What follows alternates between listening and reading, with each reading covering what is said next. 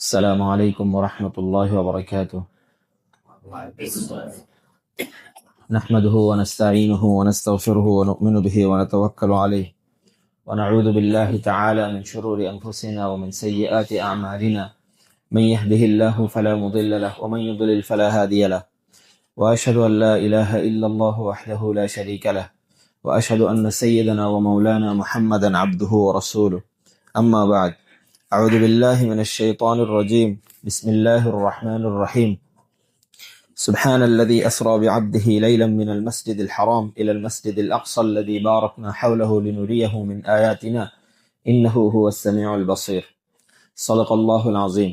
সবাই একবার দরুদ শরীফ পড়ি। আল্লাহুম্মা সাল্লি আলা মুহাম্মাদিন ওয়া আলা আলি মুহাম্মাদ কামা সাল্লাইতা আলা ইব্রাহিম ওয়া আলা আলি ইব্রাহিম ইন্নাকা হামিদুম মাজিদ। اللهم بارك على محمد وعلى آل محمد كما باركت على إبراهيم وعلى آل إبراهيم إنك حميد مجيد.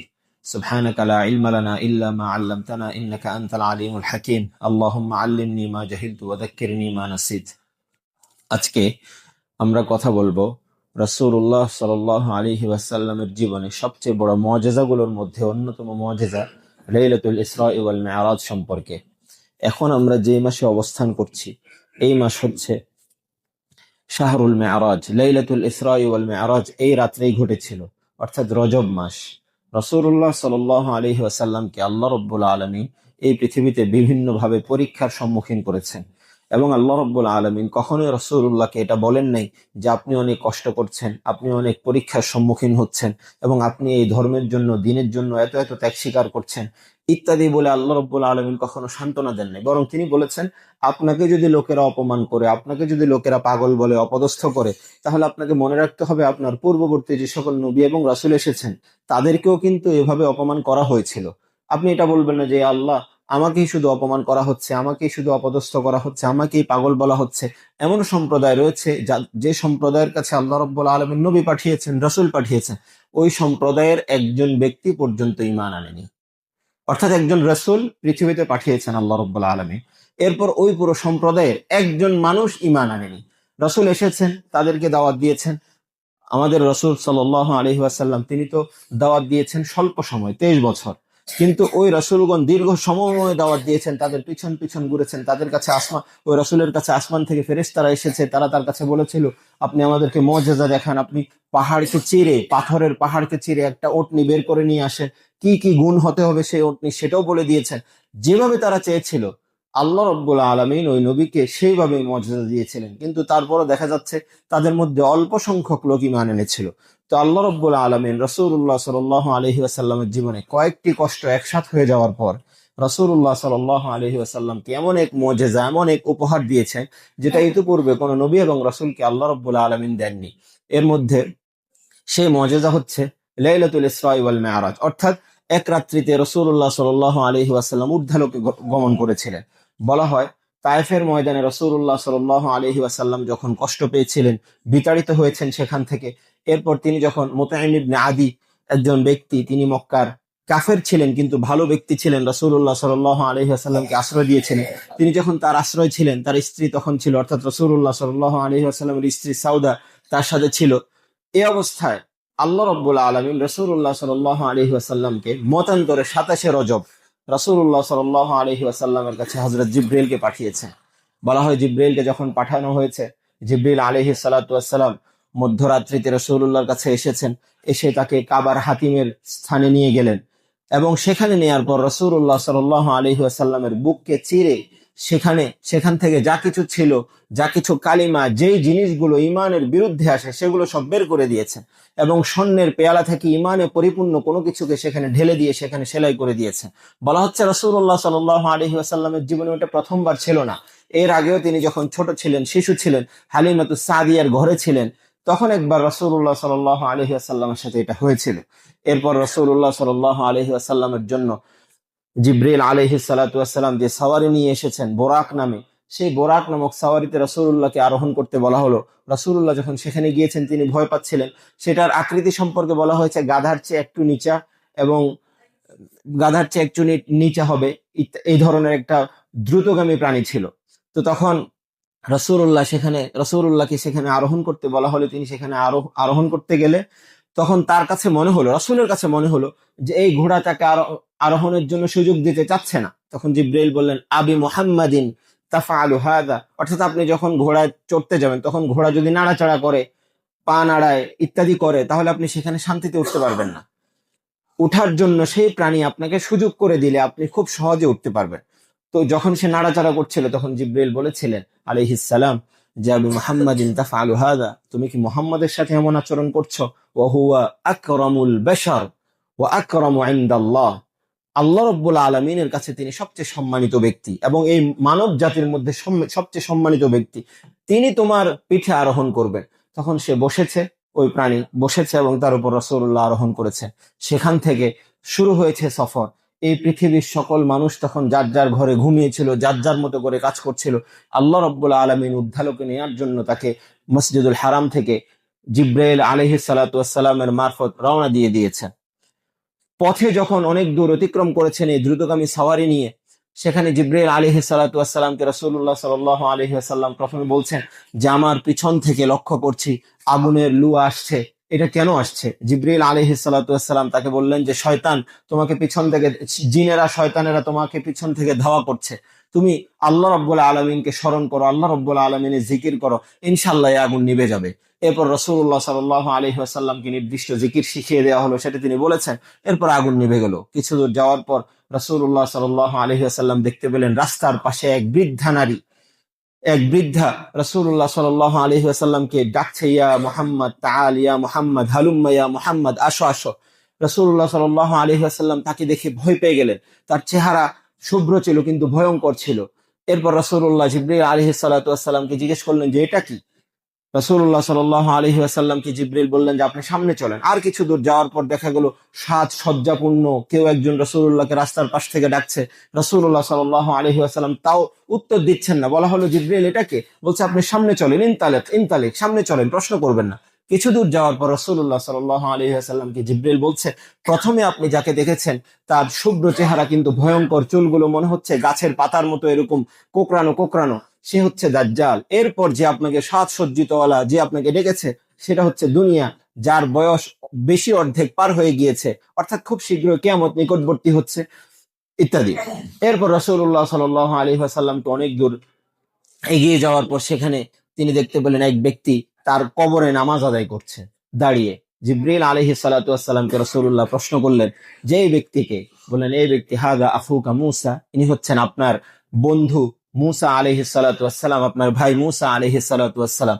এভাবে অনেক আলামত দেখার পর তিনি যখন বাইতুল মাকদিসে পৌঁছেছেন, অর্থাৎ এই যে দূরত্ব মিনাল মসজিদুল হারাম ইলাল মসজিদুল আকসা, এটা আমরা 5 মিনিট 4 মিনিট 5 মিনিটে আমরা বলে ফেলেছি যে রাসূলুল্লাহ গিয়েছেন, যাওয়ার পথে এই জিনিসগুলো দেখেছেন এবং মসজিদুল আকসায় পৌঁছে গিয়েছেন। এটা কিন্তু যদি আপনি সফর শুরু করেন তাহলে আপনি বিমানে গেলেও দীর্ঘ সময় আপনার লেগে যাবে। যদি আপনি ঘোড়ায় অথবা সাওয়ারিতে আরোহণ করে যান তাহলে হয়তো আরো বেশি সময় আপনার লেগে যাবে। কিন্তু রাসূলুল্লাহ সাল্লাল্লাহু আলাইহি ওয়াসাল্লামকে আল্লাহ রাব্বুল আলামিন নিজ কুদরতে মসজিদুল আকসা পর্যন্ত পৌঁছে দিয়েছেন। এরপর রাসূলুল্লাহ সাল্লাল্লাহু আলাইহি ওয়াসাল্লামকে সেখান থেকে জিবরিল আলাইহিস সালাতু ওয়াস সালাম প্রথমে দুনিয়ার যে আসমান সেখানে নিয়ে গিয়েছেন। সেই আসমানে রাসূলুল্লাহ সাল্লাল্লাহু আলাইহি ওয়াসাল্লামকে নিয়ে যাওয়ার পর প্রশ্ন করা হলো, প্রহরীরা প্রশ্ন করেছে যে কে দরজায়, কে এসেছে? বলেছে আমি জিবরিল। বলছে আপনার সাথে কে? বলছে আমার সাথে মুহাম্মাদুন ইবনে আব্দুল্লাহ সাল্লাল্লাহু আলাইহি ওয়াসাল্লাম। বলছে তাকে কি মুহাম্মদ সাল্লাল্লাহু আলাইহি ওয়াসাল্লাম তাকে কি ডাকা হয়েছে, দাওয়াত দেয়া হয়েছে? বলছে হ্যাঁ, তাকে ডাকা হয়েছে। এরপর রাসূলুল্লাহ সাল্লাল্লাহু আলাইহি ওয়াসাল্লামকে আসমানের দরজা খুলে দেয়া হলো সেখানে প্রবেশের জন্য। এরপর ফেরেশতারা তাকে অভিবাদন জানালো আর বলল পৃথিবী থেকে আসমানে এসেছে খায়রুল বাশার, সর্বশ্রেষ্ঠ এবং সর্বোত্তম ব্যক্তি। সেখানে গিয়ে তিনি দেখতে পেলেন হযরত আদম আলাইহিস সালাতু ওয়াস সালাম প্রথম আসমানে।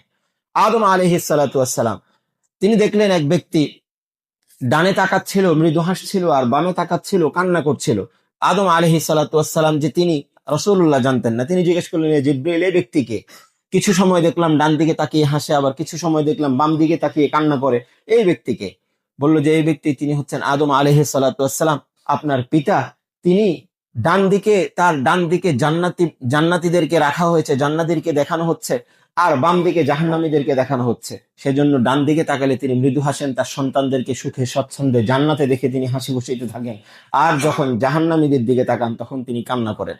তিনি গিয়ে সালাম দিয়েছেন। সালামের উত্তরে অভিবাদন জানিয়ে আদম আলাইহিস সালাতু ওয়াসসালাম বললেন যে অভিবাদন তোমার প্রতি, তুমি হচ্ছে সর্বোত্তম ব্যক্তি এবং সবচেয়ে বিল ইবনে সালেহ ওয়ান নবিয়্যিস সালেহ, যে সৎ এবং সবচেয়ে সৎ সন্তান এবং সবচেয়ে উত্তম নবী, অভিবাদন জানালেন। এরপর রাসূলুল্লাহ সাল্লাল্লাহু আলাইহি ওয়াসাল্লাম সেখানে জাহান্নামের অনেক দৃশ্য দেখেছেন, দীর্ঘ আলোচনা। এর মধ্যে রাসূলুল্লাহ সাল্লাল্লাহু আলাইহি ওয়াসাল্লাম দেখেছেন যে কিছু মানুষ তারা আগুনের লুয়া খাচ্ছে, আগুনের চাক এগুলো খাচ্ছে এবং তাদের পিছন দিয়ে তা বের হয়ে যাচ্ছে। রাসূলুল্লাহ সাল্লাল্লাহু আলাইহি ওয়াসাল্লাম ভয় পেয়ে গেলেন, বললেন ইয়ে জিবরিল মা হাযা, এটা কি? জিবরিল বললেন ইনতালিক ইনতালিক। এরপর তিনি বললেন আপনি সামনে চলেন, দেখতে থাকেন, সামনে চলতে থাকেন। এরপর কিছু দূর যাওয়ার পর দেখতে পেলেন কিছু মানুষ তাদের ধারালো নখ দিয়ে তাদের শরীরকে এভাবে আছড়ে ফেলছে এবং রক্ত ঝরছে। রাসূলুল্লাহ দেখে ভয় পেয়ে গেলেন, বললেন ইয়া জিবরিল মা হাযা, বলছে ইনতালিক, আপনি সামনে চলেন, প্রশ্ন করবেন না এত। এরপর আরেকটু সামনে যাওয়ার পর রাসূলুল্লাহ সাল্লাল্লাহু আলাইহি ওয়াসাল্লাম দেখতে পেলেন কিছু মানুষ, তাদের সামনে সুস্বাদু খাবার, কিন্তু তারা সেগুলো খাচ্ছে না, তাদেরকে গন্ধ, পচা, নিকৃষ্ট এবং জাহান্নামের আযাবে যুক্ত সেই খাবারগুলো খাওয়ানো হচ্ছে। রাসূলুল্লাহ প্রশ্ন করলেন জিবরিল মা হাযা, তিনি বললেন ইনতালিক ইনতালিক। এভাবে অনেক দৃশ্য তাকে দেখানো হলো জাহান্নামের।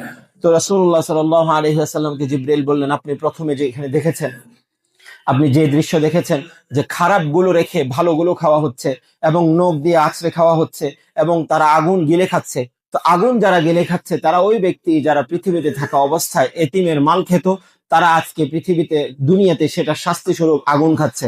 আল্লাহ রাব্বুল আলামিন পবিত্র কোরআনুল কারীমে বলেছেন আল্লাযীনা ইয়াকুলুনা আমওয়ালাল ইয়াতামা যুলমান ইন্নামা ইয়াকুলুনা ফি বুতুনিহিম নারা, যারা অন্যায়ভাবে এতিমের মাল খাবে তারা যেন তাদের উদরে, তাদের পেটে তারা যেন আগুন খেয়েছে। কিয়ামতের ময়দানে আল্লাহ রাব্বুল আলামিন সেই শাস্তি দিবেন, সেটা রাসূলুল্লাহ সাল্লাল্লাহু আলাইহি ওয়াসাল্লামকে লাইলাতুল ইসরা ওয়াল মিরাজে দেখিয়েছেন।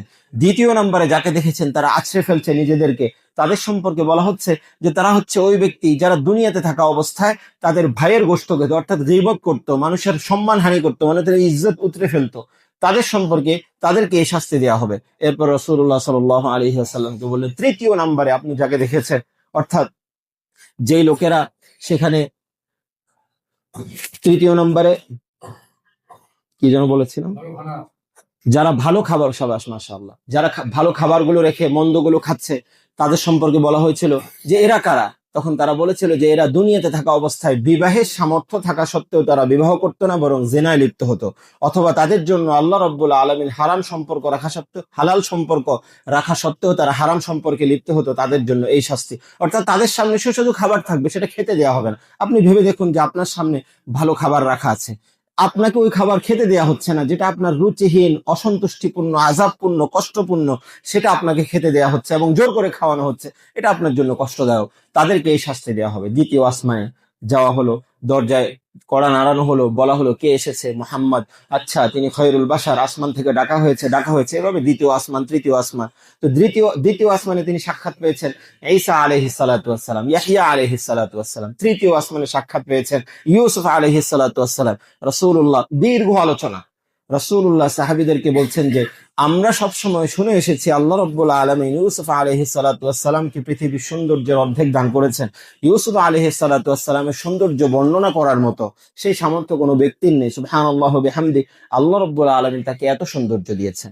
এরপর চতুর্থ আসমানে হযরত ইদ্রিস আলাইহিস সালাতু ওয়াসসালাম, পঞ্চম আসমানে হযরত হারুন আলাইহিস সালাতু ওয়াসসালাম, ষষ্ঠ আসমানে হযরত মূসা আলাইহিস সালাতু ওয়াসসালামের সাথে সাক্ষাৎ হয়েছে। দীর্ঘ সময় পথ চলেছেন এবং প্রত্যেক দরজায় যাওয়ার পর প্রশ্ন করা হয়েছে কে এসেছে, কেন এসেছে, কে অনুমতি দিয়েছে, আর তারপর অভিবাদন জানানো হয়েছে। ষষ্ঠ আসমান শেষ করে যখন সপ্তম আসমানে যাওয়া হলো, তখন হযরত আদম আলাইহিস সালাতু ওয়াসসালামের সাথে সাক্ষাৎ হলো। তিনি সালাম দিয়েছেন, বলেছে এই ব্যক্তিকে, বলছে এই ব্যক্তি আপনার বাবা, আপনার পিতা আদম আলাইহিস সালাতু ওয়াসসালাম। তখন আদম, আপনার পিতা ইব্রাহিম আলাইহিস সালাতু ওয়াসসালাম। তখন বলা হলো ইব্রাহিম আলাইহিস সালাতু ওয়াসসালাম থেকে সালাম দিয়ে বললেন যে অভিবাদন তোমার প্রতি, সালাম তোমার প্রতি, এবং তুমি আমার এই সালাম তোমার উম্মতদের কাছে পৌঁছে দিবে। আপনি আজকে এখানে বসে শুনছেন যে ইব্রাহিম আলাইহিস সালাতু ওয়াসসালাম আপনাকে সালাম দিয়েছেন, তো কিয়ামত পর্যন্ত যতজন শুনবে যে ইব্রাহিম আপনাকে সালাম দিয়েছেন আলাইহিস সালাম, আপনার কর্তব্য হচ্ছে এই সালামকে গ্রহণ করা, ওয়া আলাইকুমুস সালাম এটা বলে। এরপর ইব্রাহিম আলাইহিস সালাতু ওয়াসসালাম রাসূলুল্লাহ সাল্লাল্লাহু আলাইহি ওয়াসাল্লামকে বললেন যে আজকে তোমাকে আমি বলছি, তুমি তোমার উম্মতদের কাছে ফিরে গিয়ে তাদেরকে বলবে যে ইন্নাল জান্নাতা তাইয়্যিবাতুত তিরবা, এই জান্নাত হচ্ছে খুব উর্বর জায়গা, এবং সেখানে যদি তুমি চাষ করতে চাও তাহলে তোমাকে বলতে হবে সুবহানাল্লাহ, আলহামদুলিল্লাহ, লা ইলাহা ইল্লাল্লাহ, আল্লাহু আকবার।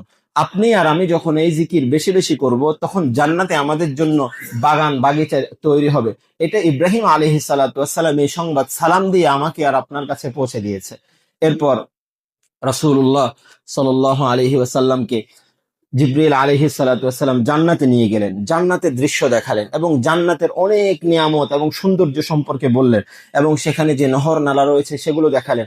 এমন নহর রয়েছে, অর্থাৎ ছোট ছোট নদী এবং নহর রয়েছে যেখানে চারপাশে স্বর্ণ এবং মুদ্রা এবং মণিমুক্তা দিয়ে সাজানো রয়েছে, এবং স্বচ্ছ পানি, বরফের চেয়েও স্বচ্ছ এবং মণিমুক্তায় ঝলমল করা পানি এবং নহর রয়েছে। এক নহরের পাশ অতিক্রম করার সময় জিবরিল আলাইহিস সালাতু ওয়াস সালাম রাসূলুল্লাহ প্রশ্ন করলেন যে জিবরিল, এটা কি? তিনি বলছেন, এই হচ্ছে আল্লাহ রাব্বুল আলামিন আপনার সাথে যে প্রতিশ্রুতি দিয়েছেন যে ইন্না আতাইনাকাল কাউসার, যেই পানি দিয়ে এই পৃথিবীতে উম্মতের পিপাসা নিবারণ হবে, এটা হচ্ছে সেই কাউসার, এটা হচ্ছে সেই পানি। সুবহানাল্লাহ ওয়া বিহামদি। তখন রাসূলুল্লাহ সাল্লাল্লাহু আলাইহি ওয়াসাল্লামের সামনে 3 রকমের পানি রাখা হলো, মধু, দুধ এবং মদ। এই 3 রকমের পেয়ালা রাখা হলো। রাসূলুল্লাহ সাল্লাল্লাহু আলাইহি ওয়াসাল্লাম দুধকে গ্রহণ করলেন, এবং জিবরিল আলাইহিস সালাতু ওয়াসসালাম বলেছেন যে আপনি এবং আপনার উম্মত উত্তম নির্বাচন করেছেন, সবচেয়ে ভালোটা নির্বাচন করেছেন। এরপর জিবরিল আলাইহিস সালাতু ওয়াসসালাম জান্নাতের ঊর্ধ্বে তাকে নিয়ে গেলেন, এবং জান্নাতের অনেক দৃশ্য দেখার পর জিবরিল আলাইহিস সালাতু ওয়াসসালাম রাসূলুল্লাহ সাল্লাল্লাহু আলাইহি ওয়াসাল্লামকে বললেন যে এই পর্যন্ত আমার ঠিকানা, এরপর আমি কখনোই আর উঠতে পারবো না, এবং পৃথিবীর কোনো মানুষ এর উপরে যেতে পারবে না। জিবরিল আলাইহিস সালাতু ওয়াসসালাম তার আসল যে আকৃতি, বলা হয় 60,000 ডানা তার রয়েছে, যা পৃথিবী সম বিস্তৃত হয়ে তিনি চলতে পারেন। এবং রাসূলুল্লাহ সাল্লাল্লাহু আলাইহি ওয়াসাল্লাম ওই সময় দ্বিতীয়বার জিবরিল আলাইহিস সালাতু ওয়াসসালামকে তার স্ব আকৃতিতে দেখেছেন। বলা হয় ইনদাহা ওয়ালাকাদ রাআহু নাজলাতান উখরা, ওয়ালাকাদ রাআহু নাজলাতান উখরা, তাকে দেখেছেন তিনি দ্বিতীয়বার তার প্রকৃত আকৃতিতে ইনদা সিদরাতিল মুনতাহা, সিদরাতুল মুনতাহা পর্যন্ত পৌঁছে গিয়েছেন। সিদরাতুল মুনতাহা কি? সেটা হচ্ছে একটি বৃক্ষের নাম। রাসূলুল্লাহ সাল্লাল্লাহু আলাইহি ওয়াসাল্লাম বলছেন সেই বৃক্ষের পাতাগুলো হাতির কানের মতো, এবং সেই বৃক্ষের ফলগুলো মোটকার মতো। কিন্তু কি রং! এই রং পৃথিবীর মানুষকে বর্ণনা করা সম্ভব না। এটা রাসূলুল্লাহ বোঝানোর জন্য বলেছেন। আপনি একটা গাছের পাতা যদি হাতির কানের সাথে আকৃতি দেওয়া হয়, তাহলে আপনার দৃষ্টিতে, আমার দৃষ্টিতে হাতির কানই আসবে, কিন্তু বোঝানোর জন্য সাইজ বড় কি কতটুকু সেটা বোঝানোর জন্য শুধু বর্ণনা করা হয়েছে। এরপর রাসূলুল্লাহ সাল্লাল্লাহু আলাইহি ওয়াসাল্লামকে ঊর্ধ্বালোকে নেওয়া হলো। রাসূলুল্লাহ সাল্লাল্লাহু আলাইহি ওয়াসাল্লামকে প্রশ্ন করা হয়েছিল যে আপনি কি আল্লাহ রাব্বুল আলামিনকে দেখেছেন? রাসূলুল্লাহ সাল্লাল্লাহু আলাইহি ওয়াসাল্লাম শুধুমাত্র আল্লাহ এবং তার মাঝখানে, রাসূলের মাঝখানে, রব্বুল আলামিন তার এবং রাসূলের মাঝখানে শুধুমাত্র ফাকানা কাবা কাউসাইনি আও আদনা, দুটি ধনুক এর যে দূরত্ব, অর্থাৎ তীর মারার যে ধনুক রয়েছে, দুটি ধনুকের যে দূরত্ব, ততটুকু মাত্র দূরত্ব ছিল। ফাকানা কাবা কাউসাইনি আও আদনা। এরপর কি কথা হয়েছিল? আল্লাহ রাব্বুল আলামিন বলছেন ফাআউহা ইলা রাব্বিহি মা আওহা, যা কিছু বলার আল্লাহ রাব্বুল আলামিন স্বয়ং রাসূলুল্লাহ সাল্লাল্লাহু আলাইহি ওয়াসাল্লামকে বলেছেন। ফাআউহা ইলা রাব্বিহি মা আওহা। এরপর তিনি যখন পৃথিবীতে ফিরে আসবেন, আল্লাহ রাব্বুল আলামিন তো জানেন মানুষ কতটুকু বিশ্বাস করবে কি করবে না। তা আল্লাহ রাব্বুল আলামিন সেটা কোরআনে বলে দিয়েছেন, মা কাযাবাল ফুআদু মা রাআ, তিনি যা দেখেছেন, তার অন্তর যা বুঝেছে এবং দেখেছে তা কিন্তু মিথ্যা নয়। মা কাযাবাল ফুআদু মা রাআ ওয়ালাকাদ রাআহু নাজলাতান উখরা ইনদা সিদরাতিল মুনতাহা ইনদাহা জান্নাতুল মাওয়া। আল্লাহ রাব্বুল আলামিন এই আয়াতগুলো দিয়ে প্রত্যেকটা ব্যাপারকে সুন্দর করে রাসূলের পক্ষ নিয়ে এবং রাসূল যা দেখেছেন সেই সত্যতাকে তিনি প্রমাণ করার জন্য মানুষের সামনে উপস্থাপন করে দিয়েছেন। এরপর সেখান থেকে আসার সময় মানুষের জন্য, এই উম্মতের জন্য আল্লাহ রাব্বুল আলামিন 50 ওয়াক্ত নামাজ, এই ঘটনা আমরা সকলেই জানি যে 50 ওয়াক্ত নামাজ দিয়েছে। আসার পথে মুসা আলাইহিস সালাতু ওয়াসসালাম বলেছেন, আমি বনি ইসরাইলের নবী ছিলাম, আমি কিন্তু বনি ইসরাইলকে পারিনি, সুতরাং তুমিও পারবে না। এরপর আবার ফিরে গিয়েছেন, বারে বারে যাওয়ার পর 5 ওয়াক্ত নামাজ, যার প্রতিদান 50 ওয়াক্ত হবে। এক এক ওয়াক্তের জন্য আল্লাহ রাব্বুল আলামিন 10 ওয়াক্ত দ্বিগুণ করে সওয়াব দিবেন। এই প্রতিশ্রুতিতে তিনি আবার এই পৃথিবীতে ফিরে এসেছেন। রাসূলুল্লাহ সাল্লাল্লাহু আলাইহি ওয়াসাল্লাম যখন ঊর্ধ্বলোক থেকে নিচে এসেছেন, বাইতুল মাকদিসে এসেছেন, সেখানে আসার পর ফজরের সময় হয়েছে। রাসূলুল্লাহ সাল্লাল্লাহু আলাইহি ওয়াসাল্লাম সকল ইমাম আম্বিয়াদেরকে নিয়ে, রাসূলদেরকে নিয়ে সেখানে নামাজ পড়িয়েছেন। এরপর রাসূলুল্লাহকে আবারও সেই 3 পেয়ালা দেয়া হলো, অর্থাৎ মধু দেয়া হলো এবং মদ দেয়া হলো এবং দুধ দেয়া হলো। রাসূলুল্লাহ উত্তমটা নির্বাচন করলেন, দুধ নির্বাচন করলেন। সেখান থেকে তিনি আবার ভোর ফজর হওয়ার আগে আগে, সকাল হওয়ার আগে আগে তিনি আবার মসজিদুল হারাম অর্থাৎ মক্কায় এসে পৌঁছে গেলেন। পথে এক কাফেলার সাথে রাসূলুল্লাহ সাক্ষাৎ হয়েছে। যা যা তিনি দেখেছেন সেখানে সবকিছু তিনি মনে রেখেছেন, এবং কি সেখানে যেই পাত্র থেকে তিনি পানি খেয়েছেন সেই পাত্রের কালার পর্যন্ত তিনি মনে রেখেছেন। দীর্ঘ সময়ের আলোচনা, তো সেই কালার পর্যন্ত তিনি মনে রেখেছেন। পথে যখন এক কাফেলাকে তিনি দেখেছেন, ওটগুলো দাঁড়িয়ে আছে, তারা ঘুমিয়ে আছে এবং তাদের যে পানির পাত্র সেটা ঢাকনা দেয়া আছে এবং অনুমতি প্রাপ্ত। আরবরা এমন ছিল যে কোনো ব্যক্তি যদি এই পথে অতিক্রম করে, তার যদি পানির প্রয়োজন হয় সে যেন এখান থেকে খায়, সেজন্য তারা একটা আলামত দিয়ে রাখতো। সেই আলামত হিসেবে রাসূলুল্লাহ সেখান থেকে নেমে পানিও পান করেছেন। এরপর সকাল হওয়ার আগে আগে আবার মক্কায় ফিরে এসেছেন। এটা হচ্ছে লাইলাতুল ইসরা ওয়াল মিরাজের সংক্ষিপ্ত একটা বিবরণ, যেটা আল্লাহ রাসূল সাল্লাল্লাহু আলাইহি ওয়াসাল্লামকে আল্লাহ রাব্বুল আলামিন সম্মানিত করেছেন তার জীবনে সবচেয়ে কষ্ট এবং দুঃখের সময়গুলো পার করার পর। তায়েফের মতো জায়গায় তাকে কষ্ট দেওয়ার পর, মানুষের হাতে নির্যাতিত, অপমানিত, অপদস্থ হওয়ার পর আল্লাহ রাব্বুল আলামিন এই সম্মানে তাকে সম্মানিত করেছেন। এরপর তিনি দুনিয়াতে ফিরে এসেছেন। এরপর থেকে তিনি কার কাছে প্রথম বলেছেন, কি হয়েছিল এবং কারা বিশ্বাস করেছিল, কাকে সিদ্দিক বলে উপাধি দেওয়া হয়েছিল, কারা বিশ্বাস করেনি, তারা কারা কারা তার কথা বিশ্বাস করার জন্য তার কাছ থেকে পরীক্ষা নিতে চাইলো। আপনি বাইতুল মাকদিস দেখে এসেছেন এক রাত্রিতে, এক কাফেলা তো বাইতুল মাকদিসের উদ্দেশ্যে রওনা দিয়েছে, তাদের সাথে কি আপনার দেখা হয়েছে পথে, ইত্যাদি ইত্যাদি প্রশ্ন